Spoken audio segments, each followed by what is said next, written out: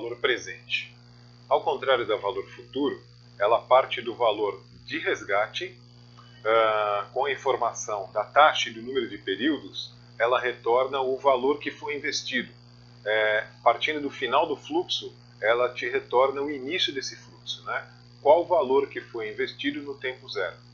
Vamos analisar isso na planilha? Fica melhor para compreender.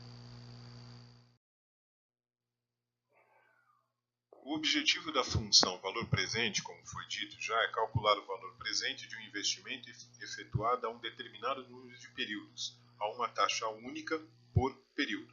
Tá?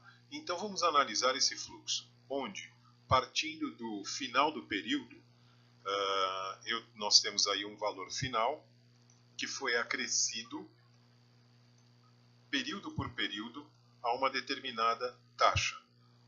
O objetivo da função valor presente é calcular o valor inicial desse fluxo.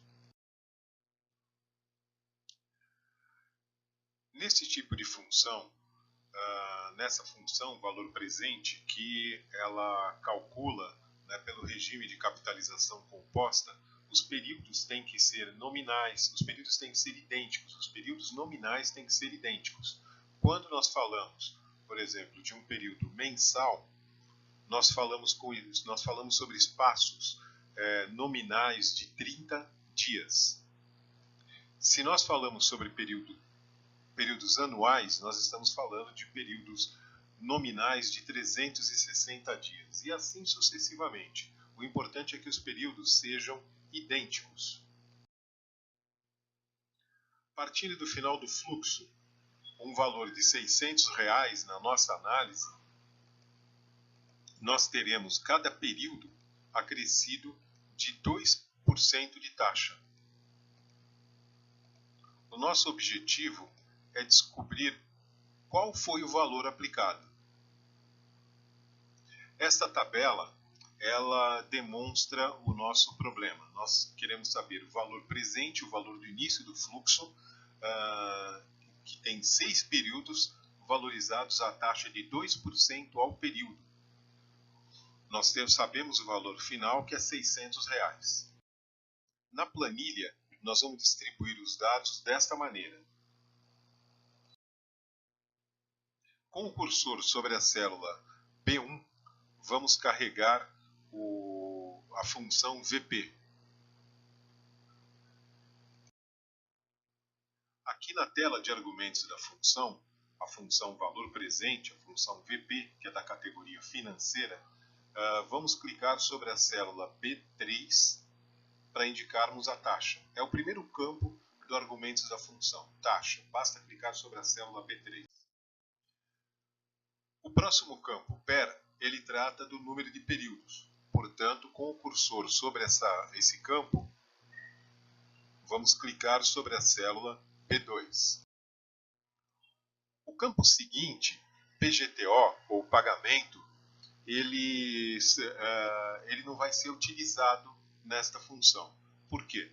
Porque do valor final nós vamos dar um salto direto para o valor inicial. Não existem pagamentos por períodos, apenas um único pagamento no início do fluxo. Então nós podemos pular esse campo. O próximo campo, valor futuro, que é o valor que nós partimos, né? Nós vamos clicar sobre a célula B4. Ao clicar sobre a célula B4, ele já completa a nossa tabelinha da função. Então, ele já responde aí com o valor final. Ele é apresentado em formato puro, com todas as casas decimais, e já no formato monetário, 2 casas decimais. O último campo é o campo tipo. Ele refere-se à antecipação de pagamentos em uma série uniforme. Não é nosso caso. Nós temos apenas 2 valores nesse fluxo. O de início, que nós queremos descobrir, o valor presente, e o valor final, que nós conhecemos. Portanto, esse campo vai ser desprezado nessa função. Basta clicar sobre o botão OK para que o valor presente desse cálculo seja apresentado. No nosso fluxo, O valor final, R$ 600, ele chegou a esse ponto partindo de um valor inicial de R$ 532,78. Como o valor final foi apresentado no formato positivo, o valor inicial é apresentado, é demonstrado no formato negativo.